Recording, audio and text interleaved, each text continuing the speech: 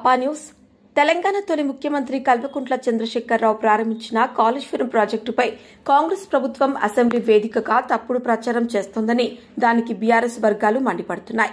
జుక్క నియోజకవర్గంలో బీఆర్ఎస్ కార్యకర్తలు మండలాల వారీగా వీధి నిరసనలు వ్యక్తం చేశారు. రాష్ట్ర కాంగ్రెస్ ప్రభుత్వం కాళేశ్వరం ప్రాజెక్టుపై అసత్యాలను ప్రచారం చేస్తోందని మండిపడిన బీఆర్ఎస్ శ్రేణులు జుక్క నియోజకవర్గంలోని మద్నూర్, డొంగ్లీ, బిచ్కుంద మండలాల్లో నిరసనలు చేపట్టారు. హనుమంత్ షిండే మాట్లాడుతూ కాళేశ్వరం వల్ల వేలాది రైతుల పంట పొలాలు సస్యశ్యామలమయ్యాయి. కానీ స్వార్థ రాజకీయాల కోసం కాంగ్రెస్ ప్రభుత్వం తప్పుడు సమాచారాన్ని ప్రజల్లోకి తీసుకువెళ్తే బీఆర్ఎస్ మౌనంగా ఉండదు అని హెచ్చరించారు. అంతేకాకుండా కాంగ్రెస్ పాలన ఉండేది కొన్ని నెలలు, తిరిగి బీఆర్ఎస్ అధికారంలోకి రావడం ఖాయమని ధీమా వ్యక్తం చేశారు. నిరసనలో పాల్గొన్న బీఆర్ఎస్ కార్యకర్తలకు జోష్ నింపుతూ ప్రజల్లో నిజం తెలియజేయడం ప్రతి కార్యకర్త బాధ్యత అని షిండే గుర్తు చేశారు. కాళేశ్వరం ప్రయోజనాలపై బీఆర్ఎస్ కాంగ్రెస్ మధ్య మాటల యుద్ధం రాజకీయం మరింత వేడెక్కిస్తోంది. మన 100 కేజీలు చెరువులో వేసి కాలువ ద్వారా లేండి ప్రాజెక్ట్ కింద తవ్వినటువంటి కాలువలు నీళ్లు ఇవ్వడం జరుగుతుంది.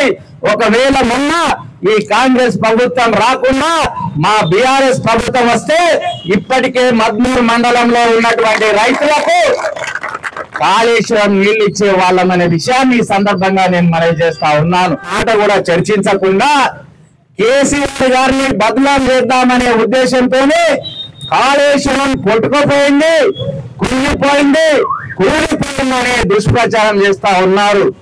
కాళేశ్వరం ప్రాజెక్ట్ అంటే ఒక్క మేడిగడ్డ బ్యారేజ్ కాదు, ఒక అన్నారం బ్యారేజ్ కాదు, ఒక సుమిల్లా బ్యారేజ్ కాదు, ఒక ఎల్లంపల్లి కాదు.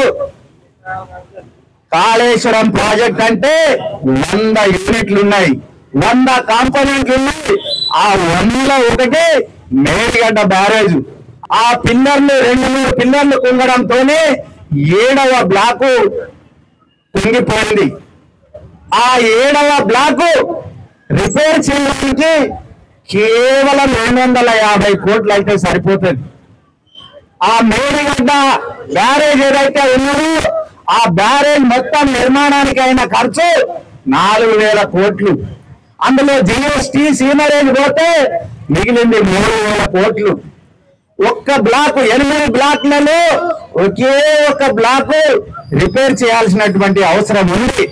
అది కూడా కాంట్రాక్టర్ అయినటువంటి ఎల్ఎన్టీకి అది మెయింటెనెన్స్ కింద 2025 వరకు మెయింటెనెన్స్, ఆ డ్యాము ఆ బ్యారేజ్ మెయింటెనెన్స్ కాంట్రాక్టరే చేయాలి. కాబట్టి కాంట్రాక్టర్ మీరు ఓకే అంటే నేను ఫ్రీగా అది రిపేర్ చేసి ఇస్తానని ఎల్ఎన్టీ కాంట్రాక్టర్ ముందుకు వచ్చినా రాష్ట్ర ముఖ్యమంత్రి రేవంత్ రెడ్డి 21 నెలలు గడుస్తున్నా ఇప్పటి వరకు ఎందుకు ఒప్పుకుంటలేడు?